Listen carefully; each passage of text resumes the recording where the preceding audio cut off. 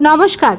আজকে আমি এসেছি কিলা রায়পিথোরাতে, যেটা দিল্লির ইতিহাসের একদম শুরুর অধ্যায়কে তুলে ধরে। অনেকেই জানেন না, কিন্তু এটাকে দিল্লির প্রথম ফোর্টিফাইড সিটি বলা হয়। এই কিলার আগে এখানে ছিল লালকোট, যা তৈরি করেছিলেন তোমার রাজবংশের রাজারা।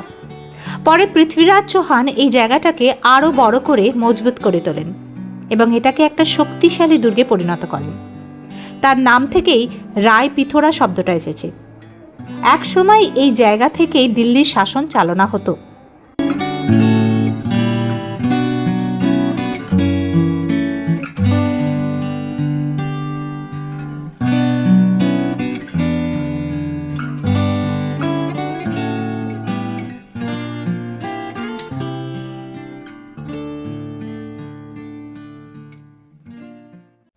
ভাবতেই অবাক লাগে, যেখানে আমরা আজ হাঁটছি সেখানেই একসময় ইতিহাস তৈরি হয়েছে। যুদ্ধ হয়েছে, রাজাদের পদচারণা ছিল।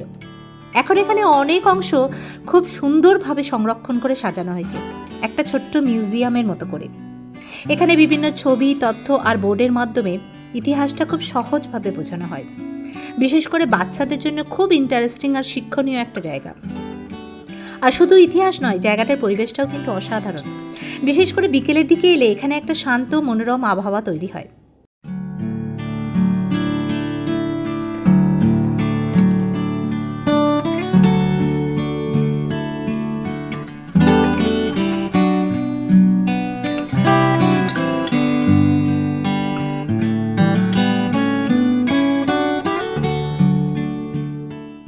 চারপাশে সবুজ, হালকা বাতাস, পাখির আওয়াজ।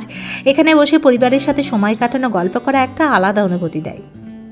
আজ আমি এখানে আমার পরিবার, আমার বন্ধুর সাথে এসেছিলাম, আর আমার ছোট্ট মেয়েটাকে নিয়ে এসেছি।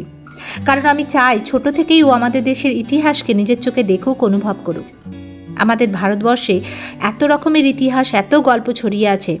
বইয়ের পাতায় পড়ে যতটা বোঝা যায়, তার থেকে বেশি অনুভব করা যায় এরকম একটা জায়গায় এলে।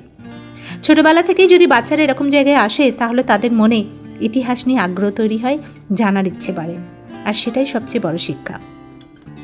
ইতিহাস, শান্ত পরিবেশ আর পরিবারের সাথে কাটানো সুন্দর একটা সময় সব একসাথে পেতে চাইলে এই জায়গাটাতে অবশ্যই একবার ভিজিট করুন।